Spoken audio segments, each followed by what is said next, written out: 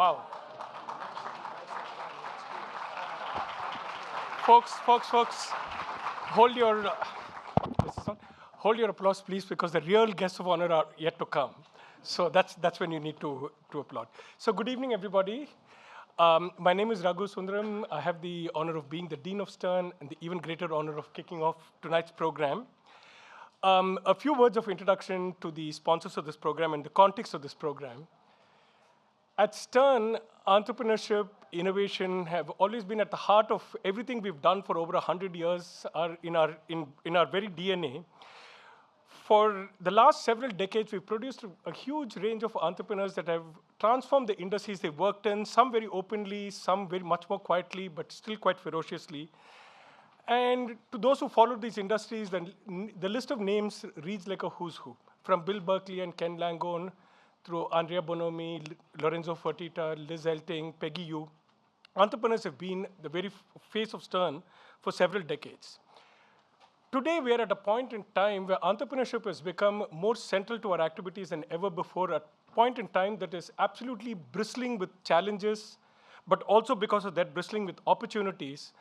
And at a point in time where the pace of change makes the need for nimble leaders who can think and move fast greater than ever before. At NYU, as a university, across the university, we work with more than 1,000 aspiring entrepreneurs across our 16 colleges and 2 global campuses in Shanghai and Abu Dhabi. Amongst the many ways we foster entrepreneurship here at Stern is through programmatic innovation, both in and out of the classroom. And 2 examples of that innovation are the co-hosts of today's program, the Entertainment, Media, and Technology, the EMT program at Stern, and the W.R. Berkeley Innovation Labs. The Berkeley Innovation Labs prepares the entrepreneurial students and alumni to launch and lead transformative ventures. This year, 244 teams entered the Entrepreneurs Challenge. In a few short months, the Innovation Lab will award $300,000 to NYU startups on this very stage, in this very room. Teams in our programs have gone on to be acquired by Amazon, by Airbnb, and Twitter, and have appeared and done quite well on a program we all know well, Shark Tank, where Vengo Labs, the maker of high-tech vending machines, secured a $2 million deal in 2016, and Keen Home, makers of a smart air vent, walked away with $750,000 in 2015. The other co-sponsor, our EMT program, provides students with a global perspective of the entire spectrum of the media and entertainment business. The program offers more than 100 courses taught by distinguished faculty and industry thought leaders and practitioners. Last year, 4,400 students from across the university took EMT courses here at Stern. One of EMT's most distinguished faculty members, a man I'm proud to call out my colleague, is Greg Coleman. Greg is executive in residence at Lehrer Epo, which is a preeminent early-stage venture fund that has invested in such notable companies as Casper, Glossier, Warby Parker, and BuzzFeed. At Stern, Greg teaches the popular class Digital Marketing and Innovation. He brings to the course more than 40 years of experience in advertising and media, spanning executive roles at Yahoo, the Huffington Post, and at BuzzFeed, where most recently he was president. Greg was also one of the earliest members of our Tech MBA advisory board and has been hugely supportive of our attempts to integrate ever more closely business, entrepreneurship, and innovation, including through the Creative Destruction Lab. So thank you, Greg, for inviting Mark Cuban to campus. Mr. Cuban embodies, in every sense of the word, Stern's driving principles of innovation, of entrepreneurship, of technology. We are thrilled to be spending this evening with him. So our thanks again to the EMT program and to the Berkeley Innovation Labs for sponsoring this program. Professor Greg Coleman. Okay, thank you very much. Thank you. Wow, we have a full house tonight. So, Dean, 40 years of experience, did you really have to do that? I was surprised. My God, that's a lie. It's 10 years of experience is what I've had.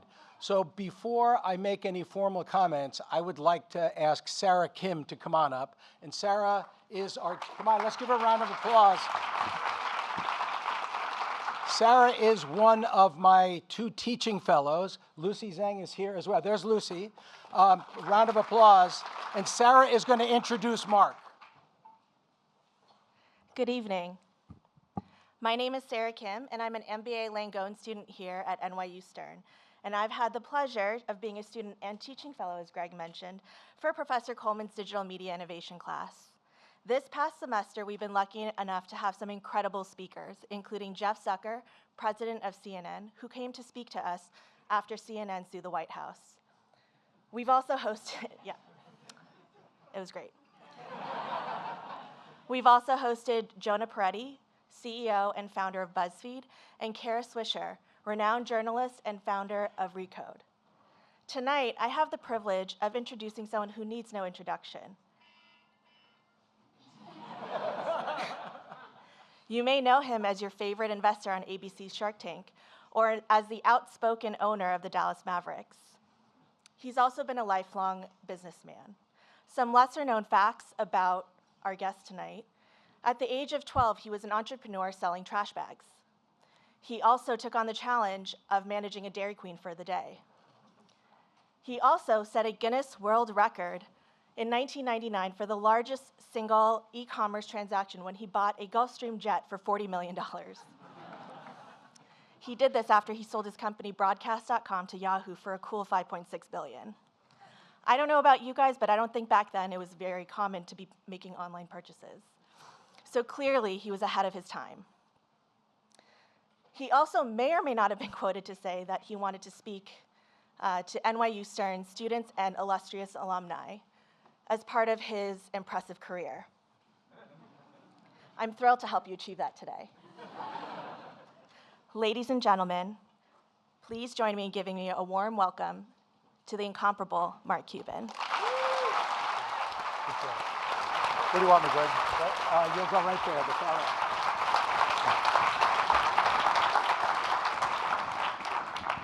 So I gave Mark an NYU jacket, but he said he's an Indiana man, so he wouldn't. Go IU. Which I respect. Okay, right? thank you. We have to do that. Mark, thank you so much for coming in. And I'll tell you, Mark and I are on the board of a company called Zergnet, and actually the CEO, Reggie Renner, is here with us tonight as well. And when I asked Mark at the end of one of the board meetings, I said, hey, I teach this class at NYU. Would you be interested in coming to talk to the school? And he takes his phone out, and he says, hold on, and he looks, and I said, you're not like looking to see when the Mavs are playing the Knicks, are you? And he said, yeah, because then I know I'll be here. So you have lots of friends that figure their calendar out one way. I see when I'm having spaghetti and meatballs at home, I know I'll be there. Other people when their ball club is there. Before we go into our Q&A, we're going to do a fireside chat now. And then we're going to hear a little later from some students that will have some questions. And then we have 3 amazing presentations tonight, 5-minute presentations that Mark will hear, and he'll give some feedback, which will be a real treat for the students that will be presenting. I'm going to rip some people apart. But what I'd love to do is I just want to share with you, for those of you that are not in my class, I did have the chance this year to get some pretty cool speakers. Mark, why don't you take a look? This is the only thing I tried to rehearse. So we had the head of sales for Twitter. Wow, Greg, that's a great list. Okay, moving on. Moving on. So the class had the chance to meet with people that are the movers and shakers in the digital world, right? We had the chance, if you take a look up there, and as Sarah mentioned, the morning that we had Jeff Zucker come, Jeff came at 6 o'clock at night, he sued the President of the United States for taking Jim Acosta's credentials away. And he gave no interviews during that day, but he gave our class the full speak, inside and out, of what the lawyer said, how he made the decision, how they served the papers, and it was a moment in time. And then, one of the other highlights, as you heard, Kara Swisher, unbridled. Her comments about tech titans, at least they can't take it with them. That was her generous point of view about people like Mark Zuckerberg and the rest. So let's go right into this. So I started off talking about ZergNet, Mark, and talking to Reggie, the CEO. One of the things that I found out that I think this class would be very interested, the school would be very interested, is that after watching Shark Tank, Reggie cold emailed you. Yep.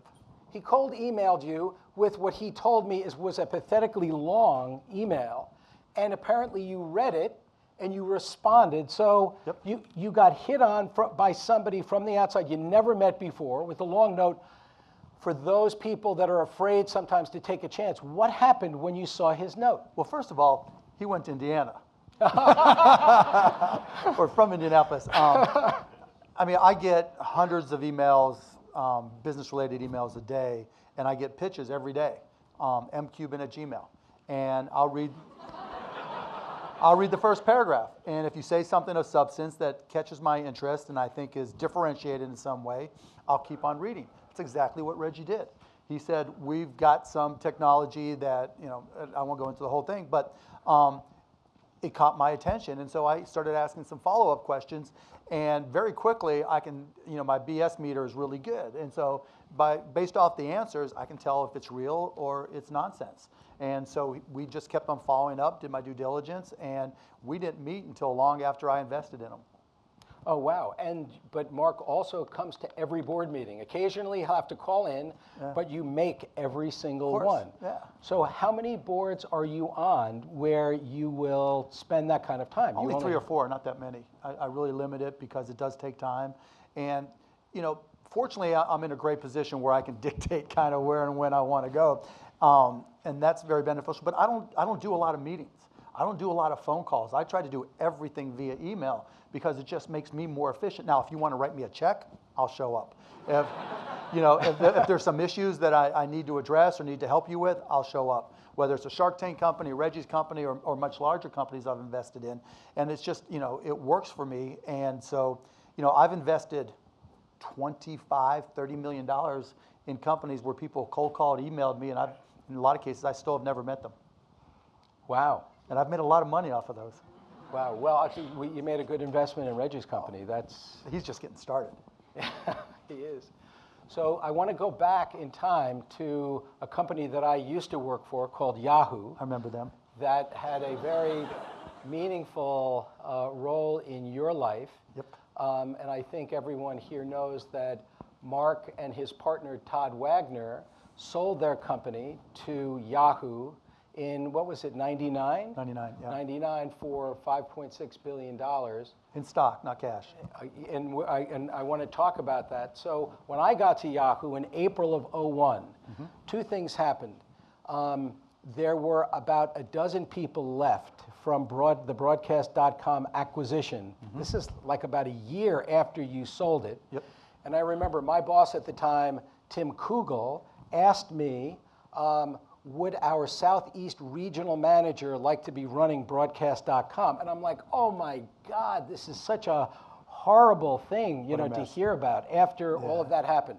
So it would be great if you could give everybody kind of a glimpse of, remember, this was the heyday. The internet was booming and it was rocking and rolling and valuations were different than we look at them now. But if you could give us that peek, because I have not heard you talk about this much, about what happened, how you were approached, or how you approached them, and then I'd love to hear in terms of buying the company, or well, let me give you the background because people probably don't know about the company. In 1995, the internet was just getting started. And as I referred to multiple times, I went to Indiana University where basketball is big. And the way we listened to basketball games in Dallas is somebody in Bloomington, Indiana would put a speakerphone next to a radio, an AM radio, and then in Dallas, we'd have a table, a whole lot of six-packs, and we'd have a speakerphone there, and we'd listen to the game. And that's how we listened to the game. And the internet was just starting to happen, and I set up my own little Netscape server, Mosaic server, all this stuff, and I was getting into it because I'm a tech guy. And all of a sudden, I was like, wait, we've got to figure out a way to use the net to listen and eventually watch stuff online. And that sounds like so nothing now. But back then, you had to have a PC, you had to have a modem, You had to download TCP/IP software, which y'all probably don't even know what that is. Then you had to log in, and then you had to have enough bandwidth available to actually download or stream something. Now, back then, we didn't call it streaming. We called it internet broadcasting or netcasting. And so I said, OK, let's just go for it. So I took money from a company I had previously sold, and we started this company called AudioNet, and that's exactly what we did. We went out and locked up the rights to everything, hundreds of radio stations. We created, Pandora, Spotify. We had hundreds of radio stations by 1997 and 1998. We had, police scanners online, and then we started getting into video, and we changed the name to broadcast.com. Then we started doing live broadcasts of video. We did corporate videos. And so by the time we started talking to Yahoo, well, in 1998, we went public, and it was the largest one-day jump in the history of the stock market, opening day price jump in the history of the stock market. It was a good day. And Yahoo happened to be a small investor in us, so we had a relationship with us. So to give you some context, we dominated streaming, not a little bit. We started the whole streaming industry. We built the streaming industry. I mean, our market share was enormous. And so we were doing everything. We had all the radio stations, all, the TV station. We even, Lionsgate movie studio, we had bought 10% of Lionsgate just to get access to their TV and movies to stream them online. And then Yahoo came along, and it just made sense, right? They were a destination, and they could drive even more traffic. Broadband was starting to take off. I remember we did a survey for in-office media. We controlled 97% of in-office media. I mean, it was crazy because people didn't have radios or TVs on their desk, but they had a PC, and they had access to faster internet speeds, broadband, in their corporate office. So it made perfect sense. And so they made a bid on us, and it was great. And we thought this is going to be great. And less than a year later, the internet stock market crashed, and they freaked out. So think, again, in context, YouTube, this is before YouTube. We had, people, businesses and individuals could upload their own content onto broadcast.com. We indexed it and did sorts and searches by keywords. We had hundreds, of radio stations. The digital laws were different. We had a CD jukebox. We did hundreds, thousands of live events. We did corporate events. We were killing it, dominating. And so it made perfect sense. The market dropped. They didn't know what to do. Their board at the time said, we can't, we were actually cash flow break even. They didn't support us any longer. And they just kept on pushing people to the corners. It was horrible. And they screwed up. So, Mark, one of the things that you did, and it would be great to hear from you about what the hunch was, when instead of just holding on to all of the stock that you got from Yahoo, you did what we call a collar. You collared it. So you hedged it. So tell everybody what went through your mind, because that was a big bet with huge dollars, right? Yeah. And it was It was actually pretty simple. So, hedging stock, if, Yahoo paid us in Yahoo stock. And, I was smart enough to recognize, I guess, that what goes up could go down. But it wasn't that big a step because I was worth more than $1 billion. How much did I need, right? So I was telling everybody, just find me a way to hedge it. So in the event, look, if the stock price goes up and I leave something on the table, so be it, right? But I like that B next to my name, and I wanted to keep it. And so I sold calls, bought puts, and effectively hedged it so that by the time, so there was a period of time from when I'd done that, and the internet stock market kept on going up, and I told people I'd hedged it, and Goldman Sachs, the company, had told people what I'd done. And I remember going on CNBC, the business channel, and then the guy going, boy, don't you feel stupid that Yahoo stock has kept on going up and you had this hedge?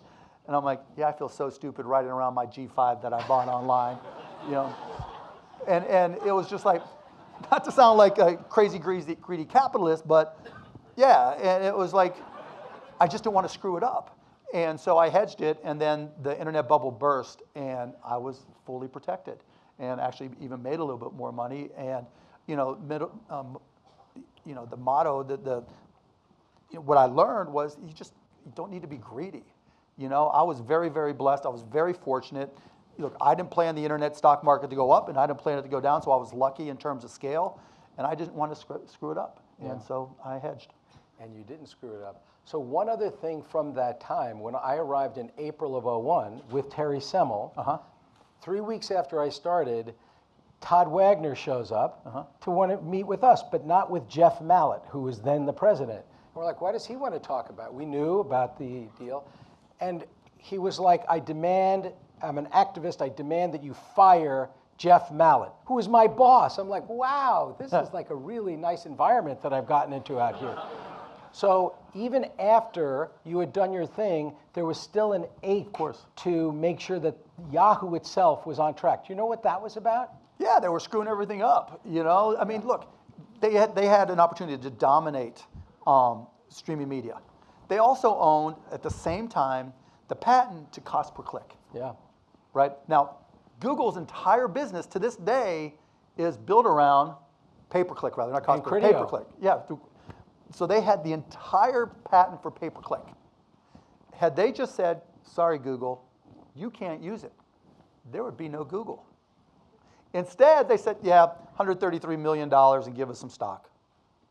They were just too nice, right? Which blinded them in a lot of respects. And I remember walking in with a $32 million sale, saying, okay, we're going to do streaming, we're going to sell all this company's content, you know, it's worth $32 million for us, and it's going to preempt these other potential competitors.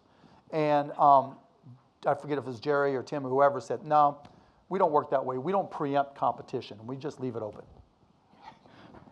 I'm like, okay, it's time for me to go buy a basketball team. They just didn't see these things. And I mean, it's a lesson in your businesses. There's going to be, everybody's always trying to kick your ass.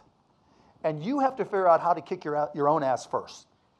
Seriously, because if you're not brutally honest with yourself in your own business about what your frailties are, someone else is going to find them. Yahoo didn't get that. Yahoo just thought, you know what, we're just going to continue moving forward and then we'll just compete with everybody else and, you know, we have no other problems. Didn't quite work out for them, did it? No, it did not. And then we gave it a good go, right, from '01 to '08. We Terry raised tried, it back yeah. up, but it was, they did slip on a big banana peel. I want to pivot right now. Purple and yellow banana peel for Yahoo, for you that know their colors. That was another thing. Wait, now you go. And so we sell to them, right? And our office is in Dallas. And the way we ran our business, it was just like lean and mean, right? You invest in your product, you invest in your customers, you invest in your people. And, you know, we had open offices. You don't need fancy stuff. They immediately came down and just redid all the furniture in purple and gold. I'm like, it's cool, that's my high school's colors, you know? But why are we spending this money? Got a whole new office, a whole new building, you know? I'm just like, why are we spending this money? And, you know? Yeah, well, one of the ways. So the pivot is... Moral of the story is, you spend money. Okay, so while we're talking entrepreneurship, Reggie knows how to spend money, right? Or not to spend it, right? Right. Yep. So one of the things in my rules, right, when I look at companies to invest in, if someone walks in with swag, here's my coffee mug with my logo, here's your T-shirt with my logo. I don't see anybody wearing a T-shirt with a startup's logo. Do you? No. Would you wear some other startup's logo polo shirt? Hell no. Hell no, right? It's just a waste of money. You know, put your money where you're able to differentiate yourself and add value that separates yourself so you can get ahead. Don't waste it. So we talked about companies' frailties. Let's talk about individuals. So one of the questions that I've asked all those amazing speakers that I put up there is, what is your thing? And by that I mean, what is it that you love to do more than anything else? What do you think that you're best at? What makes you click your heels? So for example, I'm a connector, right? That's just, it started early in my life. I don't know, but I love to connect really smart people. I like to connect you with NYU here. But as you think about your career and in your early days, what is your thing, and when did you kind of understand what it was? It hasn't changed. My thing is learning whatever is new and applying it in ways that other people aren't thinking of. And so when I got fired from a job selling software, started a company, and within 6 months, this was the early days of PCs, I recognized that, okay, we need to connect PCs together. Back then, you walked around and you had your 5 1/4 inch floppy, and you know, who would need to connect a PC? we started, writing software for local area networks, became a systems integrator, $30-some million run rate, and sold it to H&R Block. And then got to the internet. Okay, let's look at this internet thing. Someone's going to need to put audio and then video on there. Great. And then after Yahoo did Yahoo, right, I'm like, you know what? I'm looking at these big screen TVs that cost $30,000 that are high definition television sets. And I'm thinking, you know what? Eventually, they're going to follow the price performance curve of traditional consumer electronics, and they're going to come down in price. So I started the first all high definition TV network called HDNet. Then I'm looking and saying, okay, you know what? It's like 2006, 2007, and traditional television and cable is going digital. I'm saying, you know what? There's going to be a lot of storage space and first access digital space that cable companies aren't used to using. So let's take a movie production company that we created, and let's make it available for day and date distribution where people will pay $20 to the cable company to watch this brand new movie, and we get to keep 10 of it. And so we had 29 productions. We started producing movies, and lo and behold, the first movie we created was a documentary called Enron, the Smartest Guys in the Room. Got nominated for Academy Award, then we didn't really create any good ones after that, but by being first leveraging digital storage, we were able to take advantage and make a lot of money. And in the NBA with the Mavericks, just doing those types of things. And it's what I like to do now. And so, now I'm going through and teaching myself neural networks and, doing the same thing with machine learning and GANs and this and that, because AI is going to have more of an impact than the internet did. AI plus new types of chipsets plus 5G is going to change things far more than we've ever seen anything change. And understanding where and how to apply it is going to be critical, but just as important, knowing how to segregate and separate the bullshit, right, is as important, because every email y'all are about to send me is going to say, I have this AI solution and we're using algorithms. Yeah, of course you are, right? And then what? What really makes you different? What really sets you apart? But if I didn't do that work, if I didn't sit down and do the AWS machine learning tutorials, if I didn't go on YouTube and take, the NYU Introduction to Neural Networks or whatever, I'm not going to know it, I'm not going to be able to apply it, and I'm not going to be able to be first. And that's fun. That's fun. Knowing I get to kick the ass of some 22-year-old NYU graduate, that's awesome, So are there any big companies that get the future right now? So you have the telcos that are diving into 5G. You have some other companies in the tech space. Is that where you're also learning, or are you seeing an incredible groundswell of early stage activity? I mean, the big companies are trying, but it's difficult. It's more smaller, lean and mean companies that are able to try different things and apply new types of sensors. I've got one company, Genesthesis, and I didn't know this, but every organ in our body emits an electrical impulse. And there are now sensors that capture those electrical pulses. And there are ways to capture them into a WAV file. Who knew an old school WAV file? Well, what Genesthesis did was go to Mayo Clinic and other hospitals and use these sensors and captured tens of thousands of outputs of people's hearts into a WAV file, and then ran them through machine learning, and were able to discern with starting 92 or 3% accuracy, now up to 95 to 97%, 5 different heart ailments, just based off of what's recorded in this WAV file output from a sensor.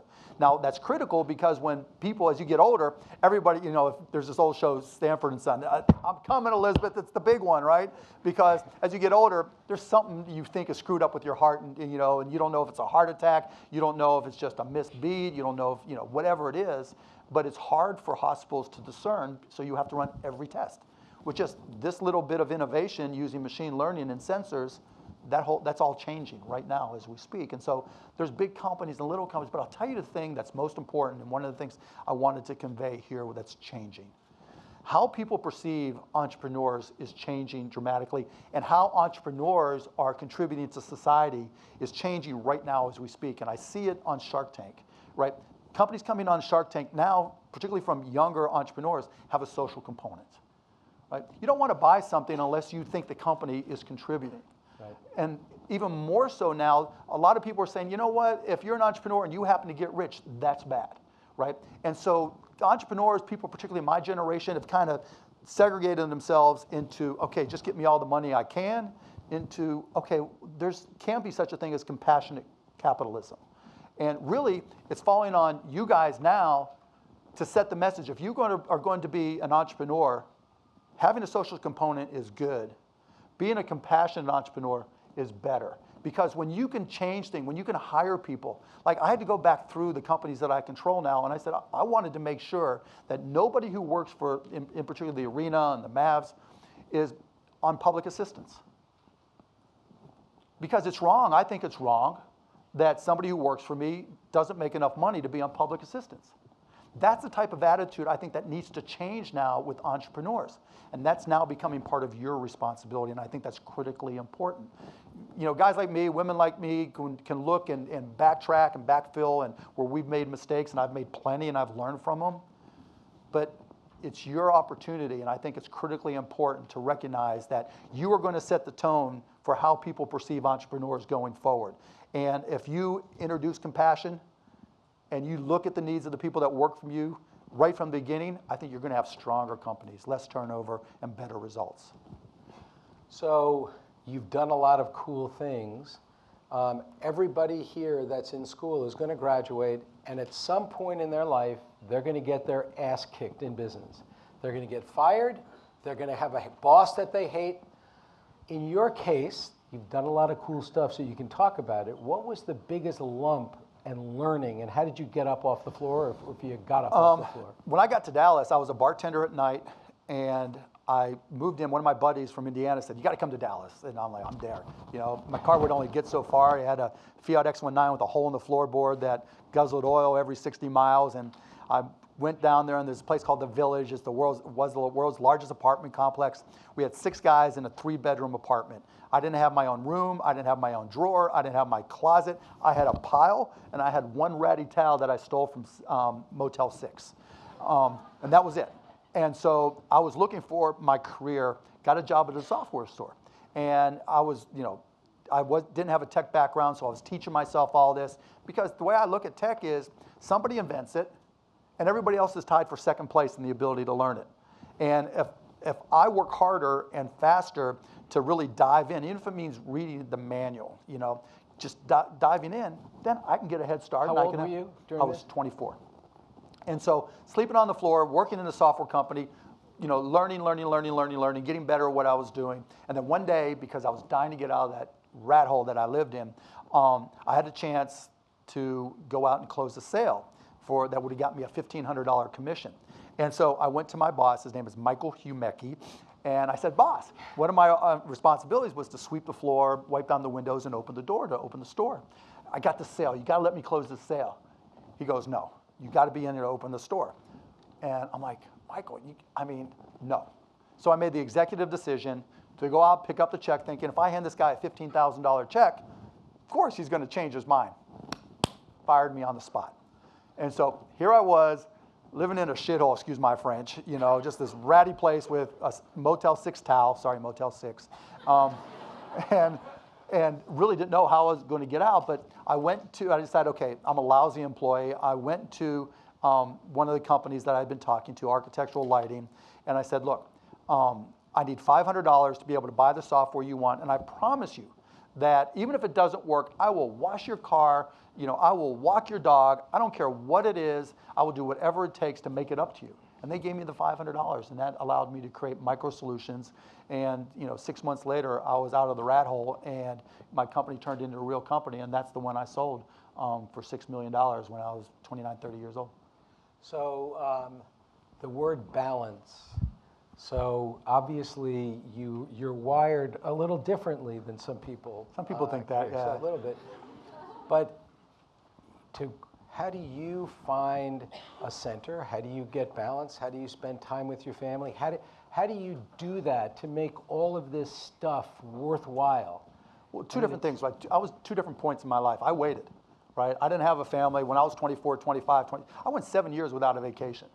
And to me, I was balanced. A lot of people disagreed because I loved every minute of it. Yeah, there was hardships, and my back was against the wall. I'll give you a story. Your back against the wall. So after Michael Humecki fired me, Humecki, but I don't hold grudges. we had started this company, Micro Solutions, which just one-inch name, it just is what it implies. And we would hook PCs together and LANs and this and that. And one day, I get a call from the bank. And we were small, 4 employees, right? And we finally had $84,000 in the bank, which was amazing for us. We were maybe 6, 8 months old. I forget exactly what it was. And we were small. We had one of my buddies who helped install the computers. We had a guy, partner Martin Woodall, and a receptionist that I thought I was using, all the accounting principles I learned at Indiana, where, I would go through the AP, the accounts payable, and then one of the other people would sign it after checking it, put it in an envelope, and then the receptionist would then take the printed out check, lick it, put it in the envelope, lick it, and mail it. Easy breezy, right? Get a call from the bank. We had a bunch of these checks totaling $82,000 where somebody whited out the payee and put in her own name, Renee Hardy. Not that I hold a grudge, Hardy, and cashed it. Literally, this woman, Renee Hardy, if you ever run into her, she's a little bit older now, took 82 of our $84,000. And I remember calling the bank, you just let them white out a check and put their own name, and you cashed it. And it's an old school Texas banker. He goes, son, leave it alone. You don't have a pot to piss in. So I had 2 choices. I could get mad, or I could just get over it and go back to work. And I'm like, Boss Hogg, how could you do this to us? And you guys don't know who Boss Hogg is, never mind. And so I just went back to work. And we called all our vendors and yada, yada, yada, worked our way through and paid back the money that the checks were supposed to pay. But shit happens, And in terms of balance, I dated, and I made it really, really, really clear that I was in love with Micro Solutions. I would never leave it alone forever. And it was, I says, the girlfriend was like, it's me or your business. And I was like, what was your name again? And it's just no balance. But once I got to that point where, I didn't have to stress about that stuff, and I sold to multiple companies and things were well, then I started, really dating and, started a family. And now, my 3 kids are 9, 12, and 15, and, now things revolve around them. And so it was worth waiting, a little bit more mature, not a lot more, but a little bit more mature in terms of those things. And it made me smarter. So now I can focus on balance, put them first. But I waited. And for those who are trying to do all at once, it's hard. I'm the wrong person to ask, So people are starting to throw their hats into the ring to become the next president of the United States. Do you know anything about that? Well, I'm here to announce that, the definition of bad parenting is running for president when you have 3 kids, 9, 12, and 15. Because the doxing and everything, look, it's an interesting time. And, I've been very vocal. I'm not a fan of the presidents, but I'm not going to get into like why or how, because all that's pretty obvious, and I'm not changing anybody's minds. But the reality is, I think it's time for a change, obviously, not just from him, but just in general. And regardless of what I do, I think, watching Kamala Harris come out there, she was amazing. Watching what AOC is doing, there's people who want to break things. Because I think the system is broken, and we need people who will break things. But I think what's happening right now is people are first establishing themselves within one or the other party. And yet the 2 parties are, I think, responsible for a lot of the problems that we're having, because everything is so partisan. And so I think there's going to be an opportunity, whether it's me, somebody else, whoever it may be, either from a party or independently, to go out and lead with solutions. So I'll give you a perfect example. Healthcare. How do we measure the success of the Affordable Care Act, the ACA? By number of people who are insured, right? Yeah. The greatest lie ever told. What does insurance have to do with healthcare and wellness? You can have all the insurance in the world, and most people don't have enough money to pay the deductible. Yet we're standing up there saying, oh, we need, keep the ACA. Okay, it was a great effort, but insurance has nothing to do with wellness. To me, an entrepreneur like somebody here has to come up with solutions, fix those problems, right? GDP. What is GDP? Look, I think income inequality is one of our greatest problems. It's horrible, you know, and it's one of the reasons why I went back to my companies and made sure everybody made at least $15 an hour, if not more, made sure no one was on public assistance, got the help that they needed. You know, again, compassion, capitalism. But we tried to gauge the strength of our economy based off of GDP. GDP is total, right? It has nothing to do with bringing up the bottom or helping the bottom. Yet no one's going to say anything about using GDP as a measurement or coming up with alternatives. That's for y'all to start thinking about, right? Because if you can't measure it, you can't evaluate it, you can't find solutions, because everybody's going to gauge you based off of GDP, and GDP is the worst possible measurement. The number of people insured is horrific. It's one of the greatest lies ever told.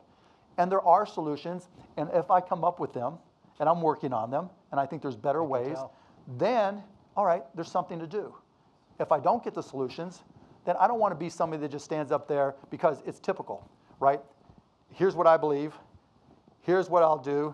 Here's what's wrong. Here's why everybody else sucks. And here's why you should elect me. To me, that's just not the way this country is going to go forward. That's not going to bring people together.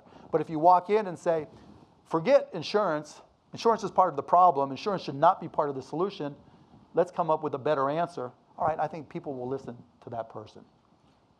So Mark, the last question I have, and then we're going to get some really good questions from the audience, which is that a lot of this team is going to be graduating in the not too distant future, right? We have a lot of second MBAs. My class is here. They're getting out in May. You have a lot of other students. And not everybody is wired like you, right? We've made that, we understand that. But in terms of your point of view on people, whatever their thing is, taking a chance. So as I do one-on-one meetings with my students, and some of them are in jobs that are okay, but they're not really doing anything to get out of it, right? So we have a special chat when that takes place. But I think my last question is, from an advisory standpoint, you know, what kernel would you give people? Because as far as we know, you know, this is not a dress rehearsal. Right. So the same thing I told myself, the same thing I tell everybody. One, you're 21, 22, 23 years old, right? You don't have to figure it out right now. Don't try, right? You spend all this money, paying to learn. Now it's your chance to get paid to learn. You don't need the perfect job. You just need to go somewhere where you'll learn and start to be exposed to different ideas. And now it's not like, you know, when Greg 40 years ago was graduating. Oh, Jesus Christ. And me 5 years ago, you know, it was like, get a career. And, you know, the pressure was, get a career, go work for IBM or General Motors and get a pension. Those days are gone. People can't even pay their pensions anymore. And so you're a free agent. And you're always going to be a free agent on the market. You guys are the Kevin Durant's and LeBron James, you know, where you're always out there and can go find a better situation for yourself. Do what's best for you. What have you got to lose? Like when I started my company, you know, after I got fired by Michael Umecki, you know, what was good? How bad could it be? I would lose my Motel 6 towel, you know? It was just like, what have you got to lose? And yeah, I understand there's pressure from student loans, and there's a lot of conversations we can have there, right? But, you know, you can get a job that doesn't have to be perfect. You can learn at that job, and you guys have the pedigree, you have the brains, you have the initiative to go out and try the next job, you know? The good news is the economy is good enough that it may not be perfect, but you can go job to job. Don't look for the perfect answer. Just look to get the experience, look to learn, because all these different exposures, all the different things you learn, learning how to learn, that's what's going to get you excited and juice you for something that you love. Because once you find something you love to do, that's when the magic happens. Because when you're able to find something you love to do, then you can start focusing on, how can I be great at this? And like Greg found out he was a great networker. I like to, you know, play with technology and try to do things first. You know, whatever it is that you find about yourself, then you can try to be great at it. And it's rare when people quit things they're great at. You know, and so trying those things, so that's how I advise people. Don't stress, just go out and try different things. And our friends that graduated from college that thought they had the perfect job were mostly incorrect, because you just don't know. You have no clue. Are you the same as your 22-year-old self? No. I am, but that's a whole different story. So why don't we do this? Let's line up, and we're going to get some. We'll get some questions. My class, hopefully you'll ask some questions too. Hi. Bring it on, okay? Sure. Which class are you in? Actually, I teach these people. My name is okay. Steve McCarthy. I'm a mentor, coach, and judge at NYU Competition in Stern for the last 15 years. It's been Cool. a blast. Great. Okay. First, an observation and a question, Mark. Observation. In 1995, if I go back, I think the Indiana team was really pretty good. They were decent. They knocked out the NCAAs the first 2 times, right, in those 2 years. What made you want to think of that? And by the way, did you give Bobby Knight any cash or money on the side to be part of your entity? No.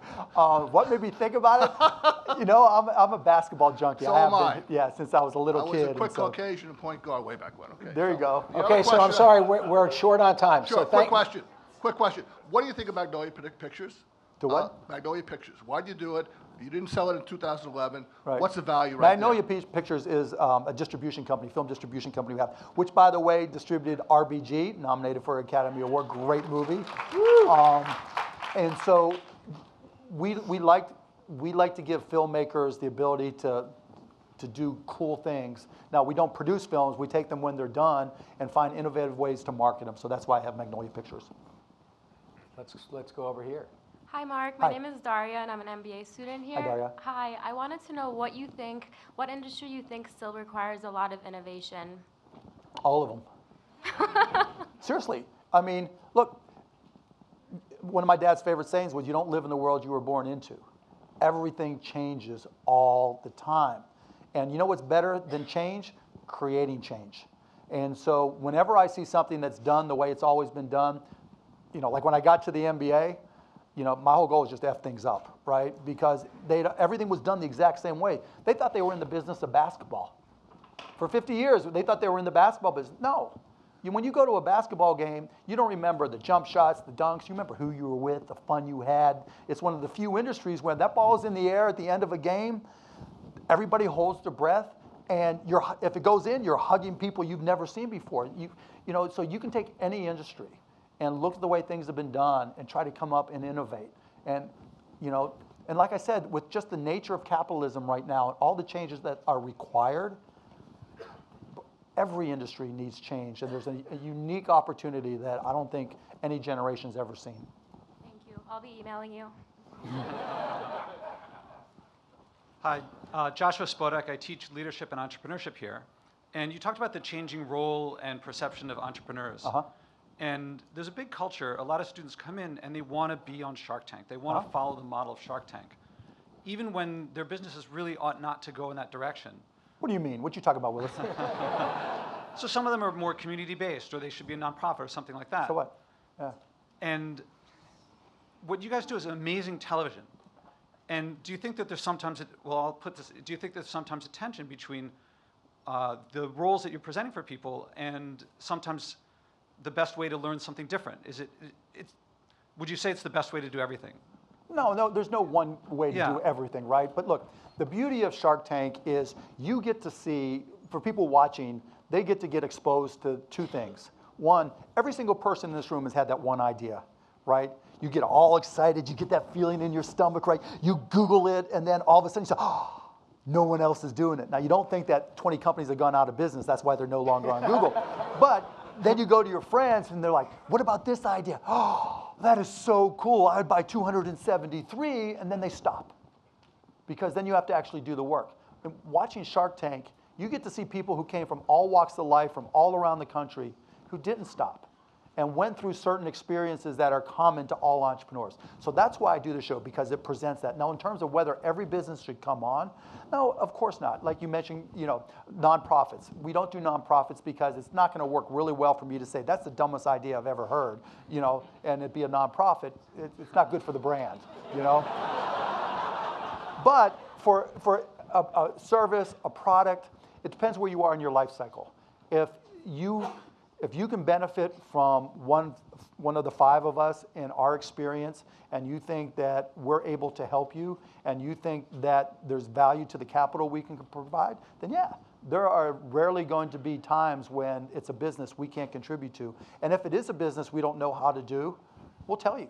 So yeah, I mean, it's worth coming on always. And are you looking to evolve in other ways as the role and perception of entrepreneurs change? No, because we're trying to encourage entrepreneurs. I mean, I'll sit on Shark Tank all day long and ask people about diversity. Because look, I learned a tough lesson with the Mavericks where I wasn't paying attention and I missed a lot of bad things. But what I did learn along the way is I had 40-year-old white guys trying to sell to Latina moms Mavericks tickets. That was stupid, right? And I learned that, I always thought that you treated people equally, right? You don't have to treat people the same, right? But treating people equally doesn't mean treating them the same. It means looking at them for who they are and being able to take advantage of the unique skill set that they bring. That is the type of thing I try to convey on Shark Tank. If you watch, you'll see me say those types of things because those are the lessons I learned. And by coming on Shark Tank, working with us, hopefully we can convey those lessons in this new universe. And it's the same with social impact opportunities. You'll hear me ask all the time, what are you doing that has a social impact? Because people aren't going to buy your product or your service unless there's an authenticity in what you're doing and what you're giving back. And so, yeah, I think that even in this day and age, we can play an even bigger role. Now, maybe not Kevin, there are exceptions, but I think generally that we add a lot of value, and I think moving forward, we can add even more. I'd love to keep going, but thank you. Thank you. So before we go to the next question, I'd like to acknowledge Sam Craig. Sam, could I ask you to stand up, please? Sam just retired this year. He ran the EMT program, and he hired me to teach here at NYU. So thank you, Sam, for such a great job. Hey, Mark. My name's Kyle. I'm an MBA student here. I'm not sure if you remember me. Love the overalls. Thank you. Thank you. I had the opportunity to present my brand to you a few months back, and during our conversation, you said that you used to wear overalls all the time in college. At Indiana, yeah. Because you know why I wore overalls? Because I had a pocket for vodka. I had a pocket for mixers. Exactly. That's what you said. So you're consistent. See? So my question to you is... The truth is always that way, If you'll accept a pair of Hoosier logoed pair of overalls with my investor deck. Wow, sure. Better than an NYU jacket. Those I'll accept. Bring it Come up. on, bring them down. Wow. Thanks, Kyle. Appreciate it, buddy. Smart move. Did I say I went to Indiana? Yeah. Over here. Here we go. How you doing, Mark? What I want to know. I hope you're on radio or something. Yeah, I am. Yeah. What I want to know is that. Are how you do related pick to Barry White? I just got it. Yeah, that's my cousin. No, what I want to know is how do you pick an industry and dominate in it? Don't just play it. Just go in it and dominate, because without dominating, nobody pays attention. First of all, if you have to ask, then you don't know, right? Because that's why I said in terms of what your first job is, you just got to find something you love and just dig in, and find a niche that you start with and just expand from there. It's not like I can just tell you this is the industry. Well, I will, okay? So if everybody asked, I need a job, Mark, what's a way that I as an NYU student can make money right now? I need to get paid. All right, I'm going to tell you exactly what you should do. That's what I learned on television, dramatic effect. Alexa, if you've ever used Alexa and all the different Amazon devices, developing skills on Alexa is a huge opportunity. It's like writing the simplest HTML code, right? Super simple, yet 99% of the people who buy the devices don't know how to do it. And businesses, car dealerships, individuals, and homes, and I literally would, I've taken the time to use blueprints and teach myself how to write skills, and so I set it up for my kids so that if, my son's name is Jake Cuban, so that if you walk in the door, and I do this to embarrass him in front of his friends, Alexa, who is Jake Cuban? And it goes in, Jake Cuban is the fart master, and just stupid shit like that, right? But it's the same concept, because in businesses, this is what's new. And people are so in tune with just trying to keep up and run their own businesses, they don't pay attention to what's new. Now, what's the extension from that? Well, as people start using voice-activated devices more and more and more, what about voice-activated SEO? You know Amazon, probably one of the smartest company in the world, is pushing you to order and do everything. Well, how is SEO working? Like, I'm learning. I'm figuring it out how SEO is working. Why aren't y'all? Right? Because if you're that person that walks in and says, you know what, in your business, here's 5 different places that you can use Alexa, here's the devices, here's how you use Alexa Show, and I'm going to script out all the commands for you, and then I'm also going to show you how to use SEO so that when someone says, how do I order Mavericks tickets, there's already a script, there's already connected to those keywords, and they come to me, and that's what we're doing, and that's a unique opportunity that you can spend an hour a night teaching yourself, and within 3 weeks, you're the expert, and you can go charge $30, $50, $75 an hour, and then you send me my $25 an hour commission. Thank you. Thank you. Hi, Mark. I'm Adam Licker. I'm an MBA student here, and Hi, I have Adam. a question for you about television and entertainment. Not curious what you're watching, but how you watch. Are you a cord cutter? What services do you subscribe to? And then also, do you have any predictions on what the media business is going to look like and what the old school companies like a CBS or that ilk need to do to survive the next 5, 10 years and beyond? Sure. I mean, I use everything, right? There's not a service I don't use. There's not a platform I don't use it on because like I said, I want to stay ahead and I want to be able to, kick your all's ass. And so that's one. 2, in terms of transition, obviously traditional television is dying quickly. I just read something that for 18 to 49, ratings are down 27% in just 2 years. So there's a challenge there. The unknown question for traditional television is, as people age, like as Greg gets older,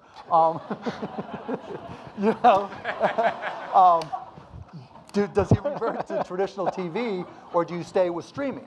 So that's part 2. Now, the bigger question, sorry, Greg, I get the same shit all the time too. So the biggest question in all of that is 5G.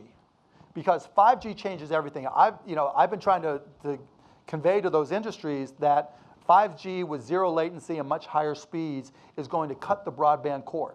So for those of you, like you might order your internet first thing when you move into a new place or whatever, not anymore. You're not going to wait for the cable to come in. You're just going to order 5G, and it's going to be wireless, and it's going to connect with your phone and everything else. Maybe you put your phone in a little holster that connects to your apartment or house or whatever it may be. And when you have 0 latency available like that everywhere, then apps will change. And how you consume all types of content will change.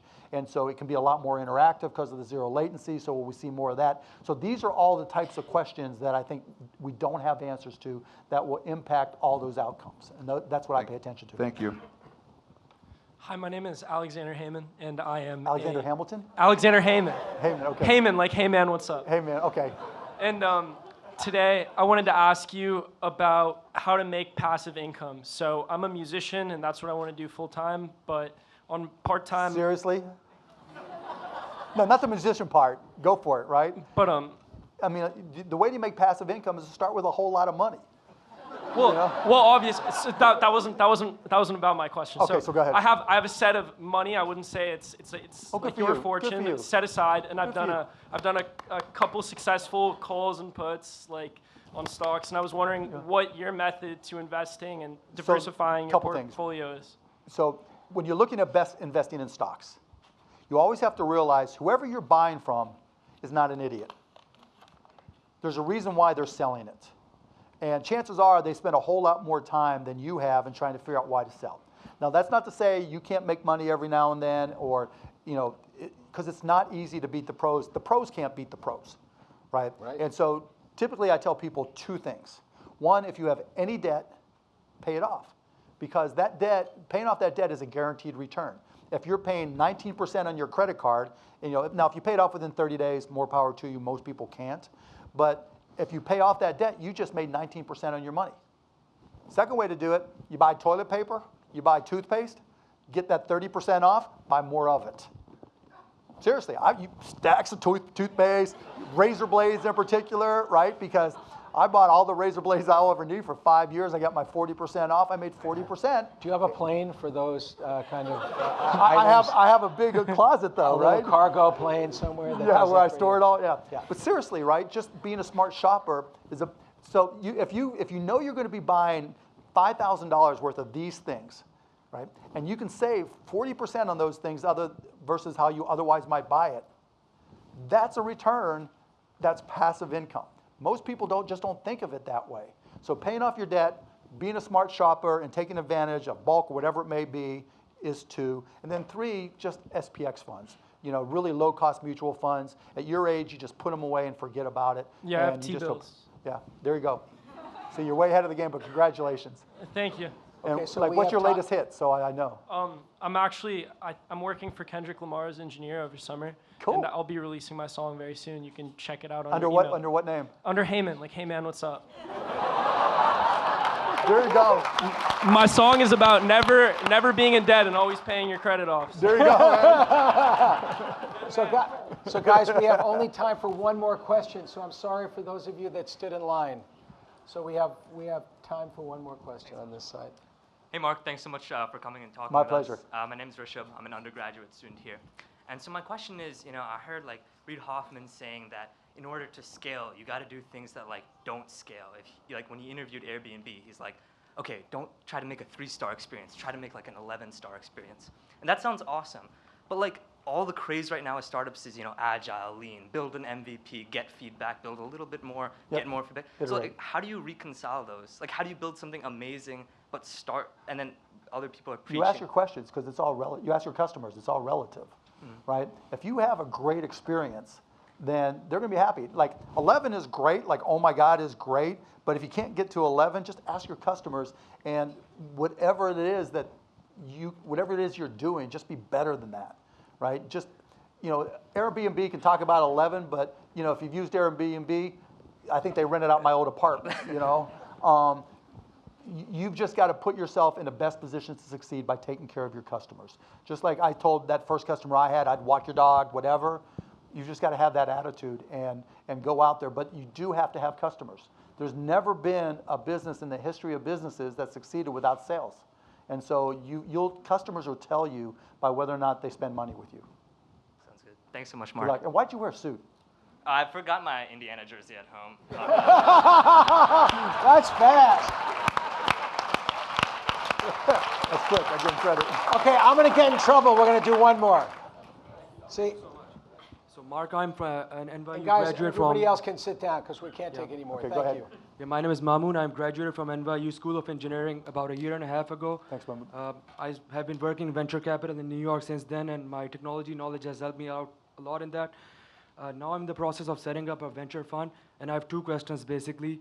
A lot of the students here, they're all from other parts of the world, not America, and eventually because of immigration laws and work laws and everything, a lot of them will end up going back to their home countries essentially. That's unfortunate. So do you have an advice for people who are here in this room who have acquired a lot of knowledge and learning from here and now want to go back? And then the second question becomes that how important is venture capital essentially in doing anything about your learning here and taking it back to the industry or whatever? Well, the first thing I would do is really talk to every single person you know that's eligible to vote and kick them in the ass and make sure they vote. Because that's the only way it's going to change, but that's your way to help control your own destiny, right? And get out there and volunteer. You don't have to be an eligible voter to volunteer for the candidates that you support or you think really help you. In terms of venture capital, I'm not as big a fan of vulture capital as a lot of people. I'm a really big fan of sweat equity. Because once you take money from somebody, everything changes, right, Reggie? It's just different because when it's your baby, and even though you might be capital constrained, you get to call all the shots. Once somebody else comes in, everybody's got their own opinions, and so if you can do it without taking capital, that's always the best bet. And if you need to go out and get capital, friends and family, and once you get friends and family, or if you can get friends and family, then you have to start getting, like the last gentleman was talking about, MVP, most viable products, and moving and starting to create sales. Because if you can get a company that's generating sales, maybe even profits, then hopefully you don't have to raise money, but if you need to, you have the upside. I think you got the question wrong. I was asking, would you have advice for a person like me who's going back to their country again in a few years, setting up a VC fund that taps into the ecosystem of innovation here to the benefit of the industry there? Yeah, I mean, look, anytime you get to leverage your networks, that's something Greg is great at, right? Then take advantage of it. But it depends on the country, and it depends on the laws, and it depends on the cultural norms there.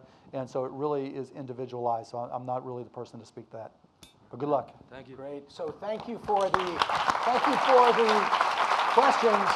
Now you're going to see 3 of the best presentations from NYU. Cool. Now we need everybody to go dun dun dun dun dun dun dun. So we're going to take 1 second. They're going to move these chairs around. Somebody's going to do that. Oh yeah. Oh yeah. And before we're going to give you a gift now. Cool. Come on, let's give a gift and a big round of applause. And I'm doing a selfie here with you, Mark. We'll do a selfie with the whole crew. If this is my class knows, this is our signature selfie.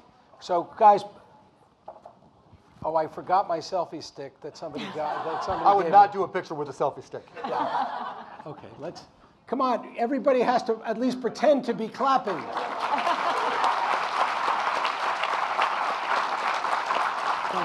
All right, let's get ready to do this. And we're going to have somebody who's going to be doing the announcing. Mm-hmm. Yes? Yeah. Oops. Hi, everybody. I'm Cynthia Franklin. I'm Director of Entrepreneurship at the W.R. Berkeley Innovation Labs, and I also have the pleasure of teaching the Startup Lab, which is an undergraduate course here at Stern. And I just want to shout out to Startup Lab students that are out there. Thank you very much. Many of them are wearing the Ideas Never Sleep garb, and they are helping out, so thank you very much, students. Normally, I'm quite witty and funny, but I've been told I have about 13 seconds, so I'm just going to do a 7-second commercial, and that is to invite everyone here in the room who is an NYU student, alum, faculty member who is interested in starting a venture or who's already in the process of starting a venture. We'd love to work with you. That's what we do. To the last question there, or the next to the last question regarding MVPs, we have a boot camp this Sunday in this very room on concept testing and prototyping. It's not incongruent. You can do both. That we work a lot with that at the W.R. Berkeley Innovation Labs. So it is my pleasure to introduce 3 teams that we've had the honor of working with over the years who have come out of a lot of programs at NYU, because NYU has a lot of resources, but most notably the 300K Entrepreneurs Challenge, which is the single largest entrepreneurship initiative that my team puts together here at Stern. And so first up will be Josh Sakai of Ephemeral Tattoos. Go for it. Ephemeral Tattoos. All right.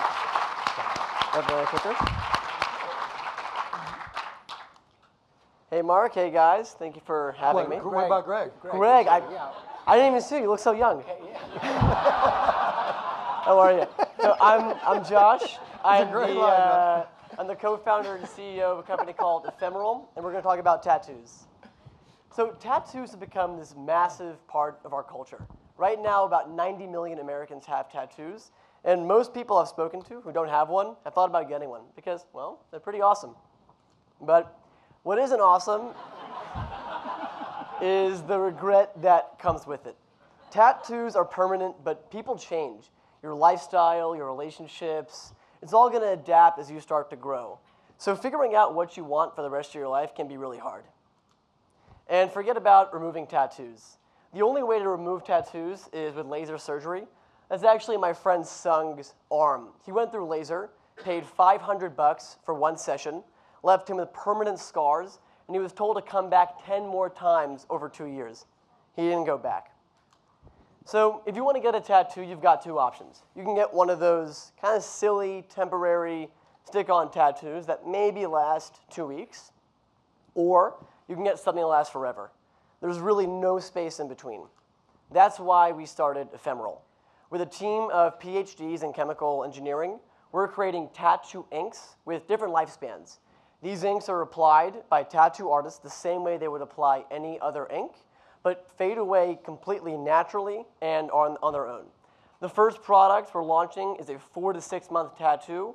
We're opening up our shops by end of 2019 right here in New York. Now, Mark, you might be thinking, maybe tattoos could be a thing for me when I was younger. I wouldn't forget my girlfriend's name. But, I'm a little older now. You don't want to see my tramp stamp, right? That's awesome. Honestly, I think you've got to go to some Mavs games with some ink. I mean, imagine how pumped up they would be if you walked into the next game like that. I think they would go wild. And in all seriousness, we see a huge application in sports. Players and fans can support the teams they love, and I think you'd be the best guy to lead that effort. So we started off research on our technology around 4.5 years ago in a tiny little lab space, literally just one bench, up in Harlem. And over the last 4 years, we've taken the research through in vitro studies all the way to early human studies. And when I say early, I mean really, really early. So right now, the tattoo industry generates around $2 billion, just north of that in the US. But we think this market could be so much larger. We've spoken to around 500 millennials around New York and learned that 2/3 of them who don't have tattoos actually want one. And the only thing holding them back is a lifetime commitment. And not even just opening the market to these new consumers, but changing the way people purchase tattoos. Instead of getting 3 tattoos in their lifetime, we think people are going to be getting 3 tattoos every year. They're going to come to Ephemeral, fall in love with their pieces, they're going to go away, and they're going to come right back. So a bit about the team. I was born and raised in a Jewish family in Long Island that hates tattoos. Came to New York to study computer science at NYU. So now, obviously, I run a tattoo company. Our CTO and co-founder, Brennell, was a former adjunct professor here at NYU. He most recently came from the Open Innovations Group at Unilever. And our VP of Engineering and co-founder, Vandan, was actually Brennell's mentee while he was doing his PhD at NYU. And they've worked together over the last 4 years. So a bit of company history. We started here at NYU. The first 2 years were supported, thank you, Cynthia, entirely off of these super scrappy, non-dilutive funding, competitions, grants, any free capital we can get our hands on. And NYU is a huge supporter, so thank you guys for helping us get there. 2 years later, towards end of 2016, we got our first lab space, started to do some studies, raised around $500K in small pre-seed round, angels and small VCs. Went through Techstars towards end of 2017, raised our first round of venture. Mark's advice is good advice on venture. And this year, we scaled up our studies. We're scaling up from 3 subjects to 50. Should be opening up our first shops. And I think somewhere there it says partnership with Mark Cuban, but we can talk about that later. Thank you guys for your time. If you want to learn more, always feel free to shoot me a note. Want to get some tattoos, you know where to go. Thank you.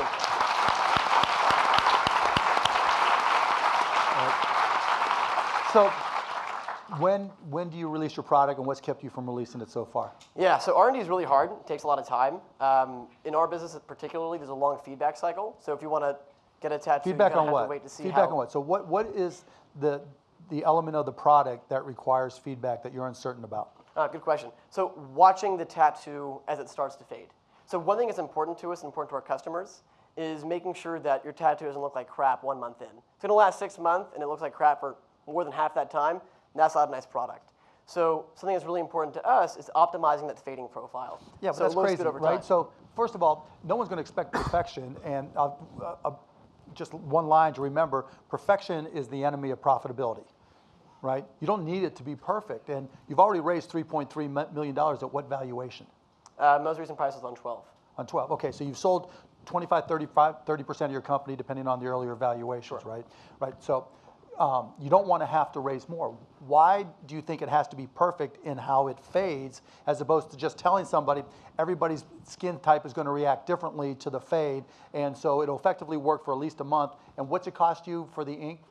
Ink is cheap. Right, and the time is just the time from the tattoo artist, Yeah. right? And they're going to charge that separately anyways. So why wouldn't you already have opened your store and say, look, you know, it'll be great based off of your skin type. Here's a little chart, and we're teaching our tattoo artists, you know, based off the chart. You've got 30 days for sure, and we're only going to charge you $10, right? And the tattoo artist will charge you whatever depending on the complexity, and then we'll learn because people are trying it. Yeah, so for a while, that's a great question, great points. So for a while, that wasn't our problem. We were having trouble getting the ink to go into the skin, stay in there, and heal nicely. And just now, we started to solve those problems, and this is starting to become a concern. So if we keep talking to customers and find that out. So you're saying it didn't work? Well, it didn't work is a little challenging. So let me clarify for a sec. It's very binary. No. To the extent that it worked, we were getting ink to go in the skin and go away. but it wasn't lasting very long. It was lasting less than 30 days. Okay. So something we had to work on. So why didn't was you getting come to up with last a longer. 2-week tattoo, right? Well, you can just get a sticker. What's that? You can just get one of those but stickers. Still, you've got the upside of it being able to be retained, right? Come back every 2-3 weeks. The point is, like someone said earlier, you want to be able to get it out there as long as you set the expectations the right way. You might not sell as many, but at least you're going to get the feedback, and as long as there's no, threat of injury or a threat of complications, right?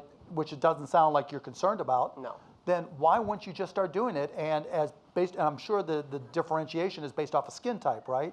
Sure. The ink and the skin type, which is going to be a variance anyway, so you can't promise a specific amount of time anyways, right? So why wouldn't you just do it now? No, these are great points. Well, that's why I'm here. So you didn't answer the question. You've talked around it. Yeah, well, we don't, at this point, we haven't even gotten the ink to look that great.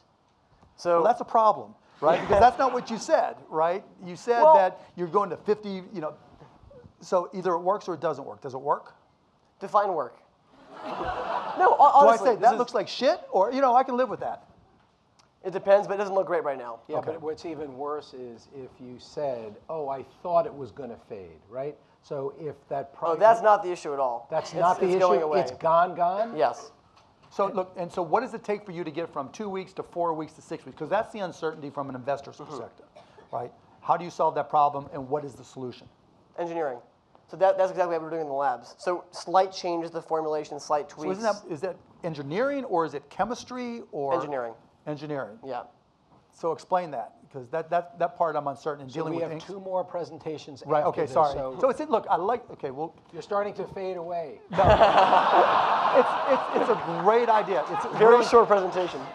It's really a great idea. The challenge from my end, right, is that you've already raised $3.3 million, right? And you've got to be able to show me that you can effectively use that $3.3 million to get to a sellable product. Now, I'll say it again, perfection is the enemy of profitability. If you can get to the point where it's not a perfect product, but because it's so differentiated, right, it does solve any, like the henna tattoos and everything, people know it's a henna tattoo. And really for a drunk at 12, you went out, you go to NYU and it's 2 in the morning, your friends are getting a tattoo, and you don't want a henna because you'll look like a bum, right? But you can do this it'll last for a month or 2 weeks or whatever, and you're getting the ink and you're going through the whole thing. Yes, people are still going to say yes to that, and they'll pay a premium for that, right? In this particular case, you've got to know what business you can be in as opposed to the perfect business you're looking to solve and the problem you're looking to solve. You can introduce this to solve that late night problem and, temporary, at least I got a tattoo, I saw what it was like, I know what it's all about, charge a premium for that, and then work on your chemistry in parallel. And I think it's a great idea. I think you've already raised too much money for me to get involved, but you know my email, and so you can keep me updated. Sure. Thanks, Mark. Thank you, guys.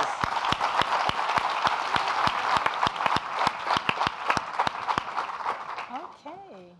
Ladies and gentlemen, please welcome Kobe Wu of Visual. All right. Thank you. Don't do that to me. Don't do that.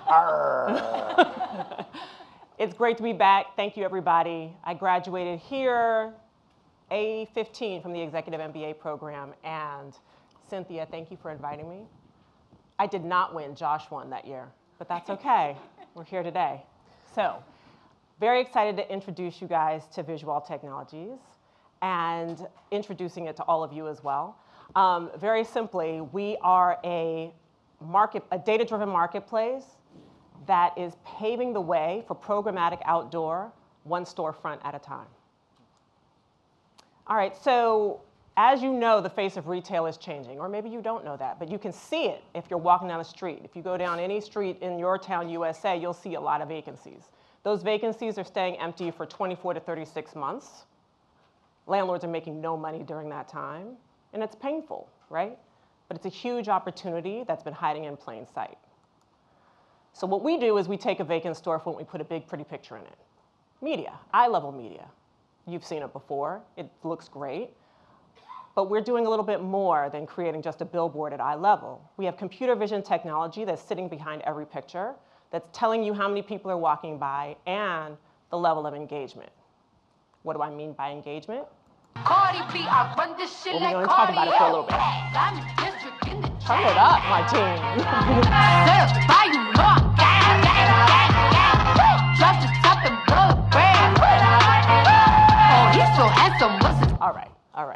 So Cardi B and I, we decided that that is engagement. Those heads turning, and for as long as they were looking, granted I slowed it down, but you know that you saw two eyes looking at that picture. And that's very important analytics for any brand, and not for nothing, landlords as well. So Visual is basically a marketplace that allows an advertiser, a media buyer, a brand director, whoever, to go onto the platform, find the location, assess the media rate, and plan their campaign. Production for us is turnkey. You just deliver the artwork to us, and we take care of the rest.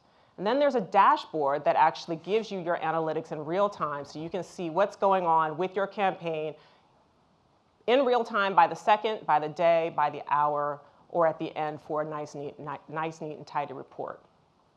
The analytics that we're providing to you, like I said, it's computer vision. So we're able to tell you if you're a man, or tell the brand if it's a man or a woman walking by, the approximate age, and whether they're smiling, happy, sad, neutral, disgusted, confused, what have you. And it's no secret most New Yorkers are disgusted or, neutral. The way we deliver our artwork is simple, right? The media can be a vinyl cling that's adhered to the interior of a window. You could take over the full landscape of the window, and we call those scapes. So it's windowsill to windowsill. There's sheets, which is 4 by 6, which is the standard side of like a bus shelter, so you're very familiar with that. We also have a shadow box where you can display an actual product in the window. You just pop that sucker in there, and we take care of that for you. And then the third is kind of the vision of where we're going. Digital screens in a storefront window, which allows... Let me interrupt, sorry to interrupt, I apologize. Sure. But, so it's not all those in the previous slide were digital screens, right? They were poster boards. Those are static. Those are static, just sheets, okay, got it, okay, But sorry. you're moving to digital. I'm moving to digital. Okay. Yeah, and digital allows us to sell the media now instead of static, where it has to stay put for a week, 2 weeks, a month. Now we can sell it by the seconds. So 10 seconds, 30 seconds, or even a 60-second domination. So overall, the synopsis of our benefits are, we're providing incremental revenue to the landlord. Thank you very much. We're providing demographic and traffic analytics that people on both sides of the marketplace find super valuable. And not for nothing, we're increasing curb appeal. Doesn't it look so much better than just that brown paper that's peeling when it gets cold and it looks nasty and you don't know what's going on inside and you're actually kind of wondering what's going on inside, but then you're like, no, let me just scurry by. Anyway. To date, we've done very well. Since we left Stern, we have worked with some great brands. We even have Uber, Adidas, Marie Claire on the hopper, hopefully up in window by March. Our landlords have provided us properties across New York and Los Angeles. We've got about 80 on the platform right now. We're looking to expand that as we grow into our broker strategy. We are probably going to see about $300,000 in this first quarter. So that's extremely, thank you. We're excited about that because, of course, that's exceeding 50% of what it took us 12 months to make last year. We're going to be in Chicago and Miami by the end of this year. We will be expanding to additional markets like Seattle, Boston, Philadelphia by the end of 2020. And we're looking, and by the end of Q2, you will see a new marketplace and dashboard which allows all of you all, if you have a property, to list it yourself. So that will be, basically we're like an Airbnb now, if you will. So we've kicked the door in terms of retail, in terms of beauty. We're now kind of looking at sports and entertainment. And we feel that the journey to arenas or to see a game or to see a concert is the next thing to go after. So if you know anybody. But why? Why? Because. Because that's always a good answer. Because is a great answer. No, if you're on your way to the arena, brands are excited to present their messages. Oh, you're just talking about better traffic availability. Absolutely. Okay, got it, okay. And it's a concentrated group of folks that are on their way to the arena, but not for nothing. The brands that are in the arena now have an opportunity outside. Okay. So we can expand that footprint. Anyway. Thank you so much. I'm looking forward to speaking to anybody who has an arena in their back pocket or a team franchise.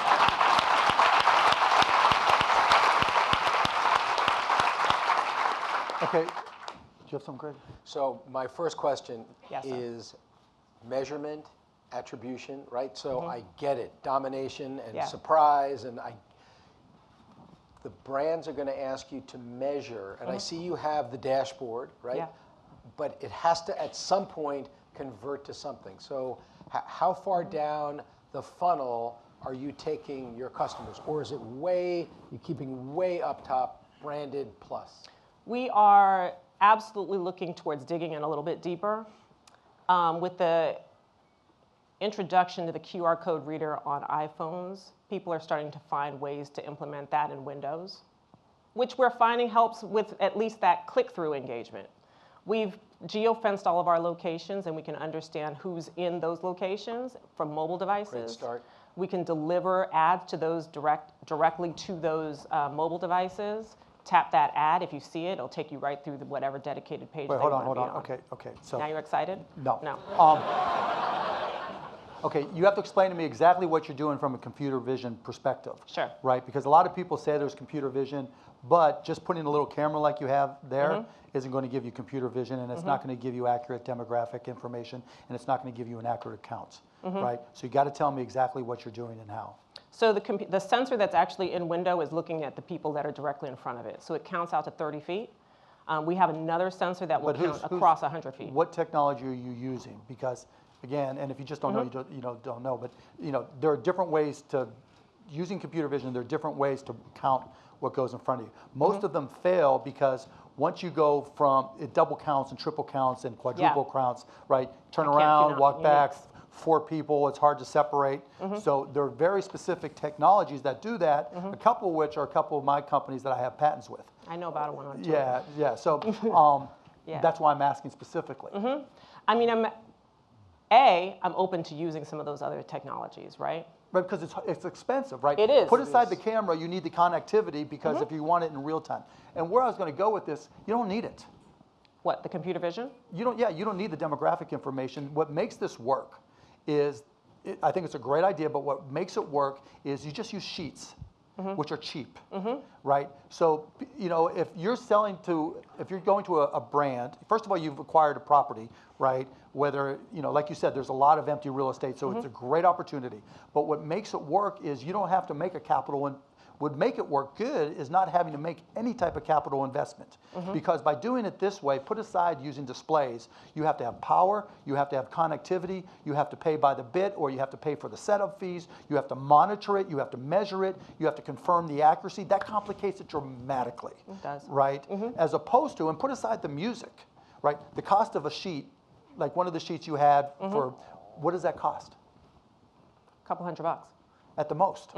Right? And even customizing everything. So being able to say to a brand, okay, on the way to the American Airlines Center or going down, Fifth Avenue in New York for $27,000, we already know generally there's 26,000 people walking by on any given day. And this is the cheapest way for you to get access to those people. Everybody else has got this huge capital cost. We're lean and mean. We'll give you a beautiful graphic that makes you stand out. We can change it as often as you want. Pay me. Now, your way, right, you've complicated it because you feel that there's such a need to provide demographics to give everybody, certainty on who they're seeing that you've jacked up your costs dramatically. And so rather than taking the path of least resistance, which is always the best way because you can iterate, you can learn, you can take care of your customers much more quickly, and you're spending all this other ancillary money to do the technology. If you said to me, Mark, if you want to see my companies, you can go to markcuban.com. I went through and looked at this company, and Alyssa's cookies would be great. And I have this, because all your inventory is perishable, right? I have this inventory that it takes us 3 days to get the sheet made up, or maybe 1 day if you go to a fast print place, and we can have it up and just, for $1,000, you get it up for 1 day, right, to promote your brand. That's easy money. It is. Right? And then you do your split with the real estate company or the property management company, and boom, boom, boom, you get to go everywhere immediately. You don't have to make sure that they have power and all that other stuff. Why not keep it simple and just take the path of least resistance to more money? Okay. Okay, and we're running out of time because we have one more group. Okay, and so then real quick, how much money have you raised? $550,000. Okay, don't raise another nickel. Don't want to. Right, seriously. Yeah. It's a great idea if you simplify it. Okay. And just go where it's easy for people to spend money and you don't have any capital costs. Window meets sheet from customer that paid me X amount of dollars depending on the traffic and how much inventory I have available, because then you can vary it. If you're selling everything on Fifth Avenue as an example, raise your prices, and if you're not, you lower them, and it can be variable pricing. Do it that way, and it's easy money. So scrap the technology part of visual technologies. Oh, yeah. Okay. Seriously, because it's going to be incorrect no matter how hard you try, and that diminishes the overall value. All right. Thank you. Thank you.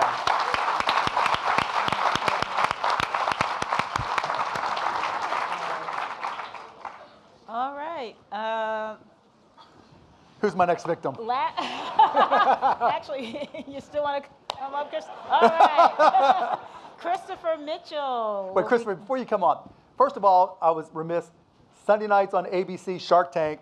And I'm going to tell you, this is exactly how it works. We know nothing when people walk in. And on TV, you see it for 10 minutes.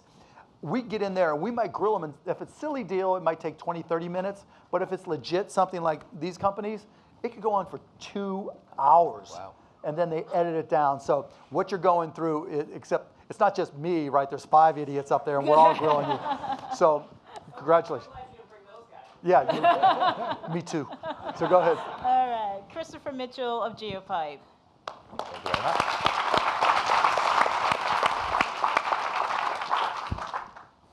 Hey, everyone. Perfect.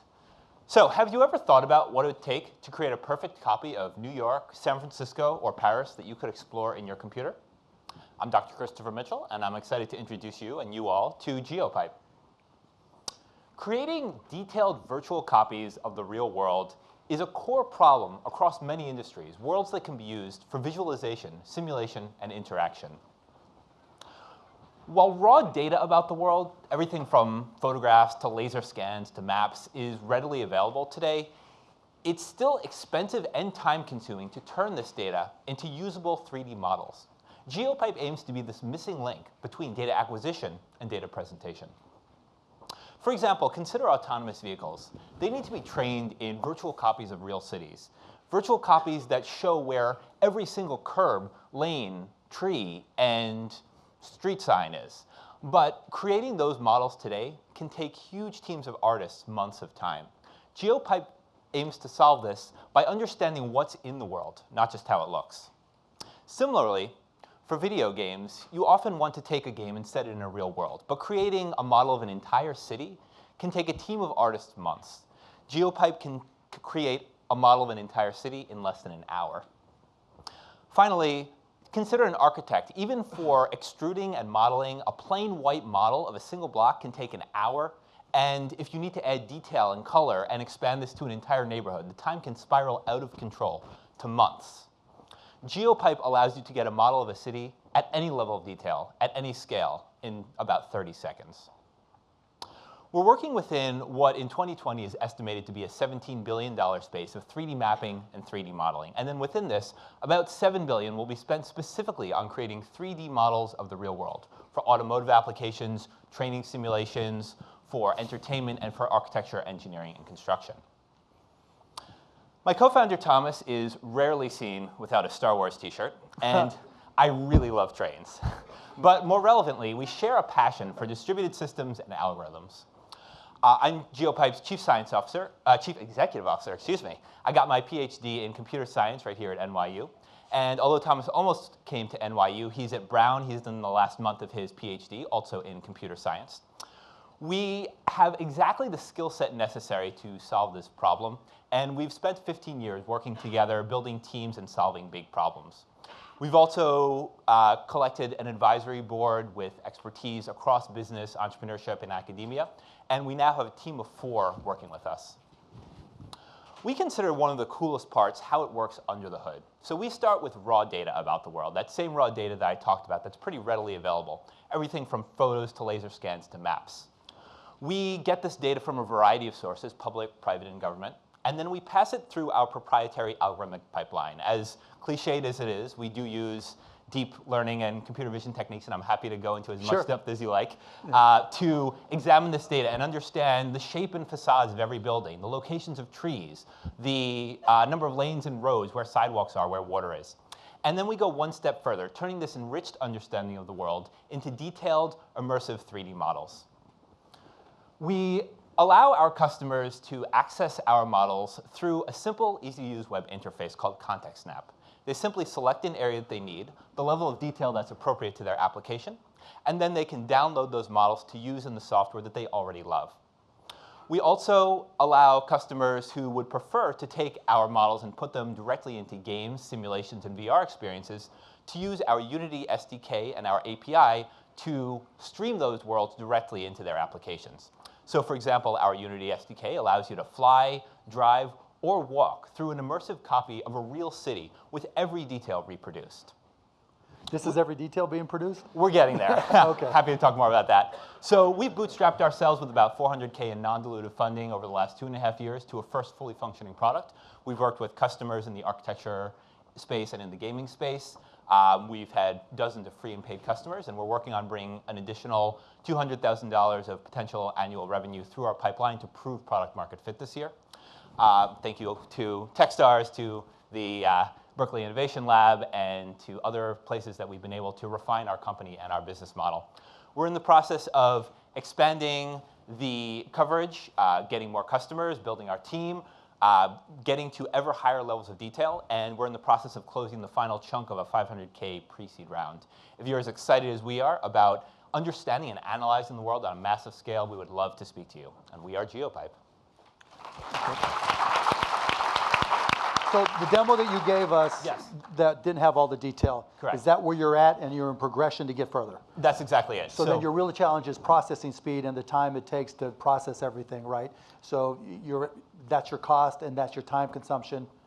Almost all of our budget goes to R&D. We have models we can produce now that are already good, more than good enough for architecture, engineering, construction companies. So we've been working with them. And so those are physical models that are printed out? No, these are virtual models. Only virtual, they can look at the model screen. They can print them out. Okay, got it. But they mostly use them for virtual applications. Okay, so when you say what's good enough, right? Because that's the question, right? Because if it's good enough right now, then you have a product, right? Yep. And if it's not good enough, like what you showed earlier, then there's different types of challenges. Right. So it is good enough for architecture, engineering, and construction, and we've had those as customers. So did anything you show us the level of detail that represents what you can do right now? Yes, everything in that is what we can do right now and good enough for that first set of customers. And we're just reaching the point where we're good enough for gaming and entertainment applications.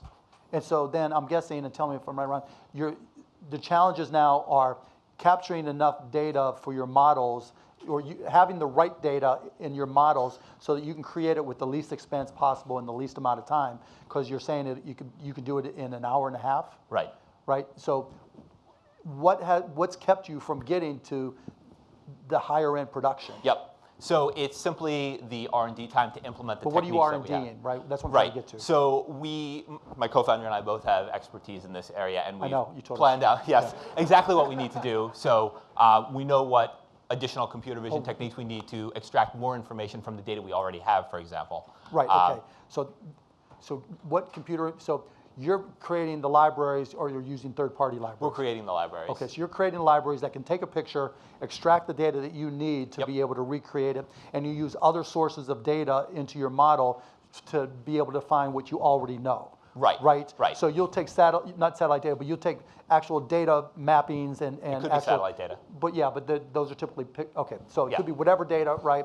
And then you need to be able to extract more from the computer vision to get more discrete data, and then you need to have the processing power. Right. So writing those algorithms to extract more data from pictures is going to be time consuming, is not easy. Otherwise, you've already done it, right? Right. So how long, when, how many more PhDs, how many people, right? Yep. And then if I can add to that, yeah, please do. How are you going to what's some easy money that you can make along the way to help your burn and help pay some of the Right. So that's, to answer your question first, that's why it's good that we already have customers whose needs we're meeting in terms of the level of detail, because those are customers who are already paying us and giving us money. And how are you charging them for them? So we are charging either on a monthly basis, depending on the number of users at those companies that are on the platform, or on an annual basis. And that works well so you're saying these are the locations and the destinations we've already created, right? And you have access to those models? Right. And so you pre-configure certain destinations, Right. and you say, here's the level of detail that we have. Does that fit your need, right? Exactly. So if it's like a game where it doesn't have to be too detailed, right? Then you've just saved them a bunch of coding time, and they just download the model and they input it into Unity or whatever. Correct. Right. Correct. And so why not go bigger with that? Because that seems to have a decent sized market. To Greg's point. Yes, and that's exactly the point we are at now of expanding our marketing efforts to get more people in that product in front of more people. We do not want to fall into the trap of letting perfection be the enemy of actually making money. So we're working on getting people to just use that plugin for free, get them hooked, and then get them And how many paying. people do you have working on the CV algorithms and that side of it? We have 3 people working on that Okay, now. 3 people, and you want to use the 500K in your pre-seed round to do what? So we want to hire 2 additional back-end engineers to work on exactly that, as well as a sales and business lead to keep getting it in front of more customers, especially enterprise. Are you working with any of the processor manufacturers like NVIDIA or the new Google stuff? Yep. And who are you working with there? So we're working with NVIDIA. We're in their Inception program. We work with Google to get access to their cloud. We've gotten several $100,000 of credit that saved us from having to spend money on servers. We're working, AWS and Azure as well. And we're also looking to work with some of the companies that have more data than we've been able to get our hands on. And have you written this at all to custom? So if I understand it right, you have 3 major sellers. One is selling it, right? Yep. Because you have to get people to trust it. 2 is your extraction algorithms, right? Because you've got to get into the detail of it. And that's just, like you said, that's research and development. Yep. And then 3 is your processing speed and time. Yes. Right? Because that $200,000 in credit is very dear to you because that bill can be enormous, particularly as you test everything, right? Yep. Because you're going to be doing all your limits and all that kind of shit, right? Yep. And it takes a lot of time to try to get it right, a lot of trial and error, right? So how are you going to deal with that problem? And can you write it to specific processors like some of the new ones that are being developed? Yeah, so in fact, we don't have to write it for specific processors. I know you don't have to, but you need to get it to the point where it's so fast that someone doesn't have to pay you a ton of money, or you don't have to, it doesn't take you as long to test. Right, but I mean, we're using things like TensorFlow where we let somebody else spend the R&D time on actually, giving us GANs that we can use to look at a 3-dimensional point cloud and understand this is a tree versus this is a and I understand using TensorFlow, and then it's already on AWS, and you're doing all that. Yep. Right, but where I'm trying to get to is, in terms of potential investing, is if you can do it much faster, right, because Google's not going to optimize to you. Right, Amazon's not, none of them are going to optimize to you. If you get to optimize to you, for your GANs and whatever, your neural networks, then you can have multiple processes running at the same time, one feeding the other, right? And you can get shit done a lot faster, right? Is that an opportunity? It is an opportunity. At what point in time do you get to that opportunity? We're already going after that. So when we generate these cities in about an hour, that's about generally 4 dozen processors on and what does it 12 cost different you? servers. Assuming you didn't have AWS for free, because you're going to run out of your credits here any minute, right? Yep. Right. What's it going to cost you per minute? That about $15 an hour per computer, just running the numbers. It takes $60. us. It takes us a few $100s to generate out an entire city, and then we amortize those costs. We can then resell those and that's models. now, and as you get more discrete detail, that's going to take more processing time for all the up, absolutely. Look, I like the idea. I don't really know the industry at all, but obviously, if you're able to create unique CV algorithms that allow you to get to the level of detail to recreate from external data points and train your models very quickly so you can bring in new cities and new destinations, that's a unique opportunity. And believe so. So for your pre-seed, what's the valuation that you're working on? So we're raising that on a $4 million cap. We've raised 400. We have circled 400K of that so far, and we're raising the final 100K. 500K more, 500 total. 500 total. We have 400 already, getting the last. Now, I'll negotiate with you because I'm a shark, but yeah, reach out to me. You've got my email. Excellent. We'll do. Thank you. Wow. Thank you. Thanks very much. Thank you. That was pretty cool. So, Mark, thank you for coming. Thanks, People are going to go to dinner. Maybe next year in 2020 you could come back. Right. I'll call you from the White House. Cool. Thank you very much.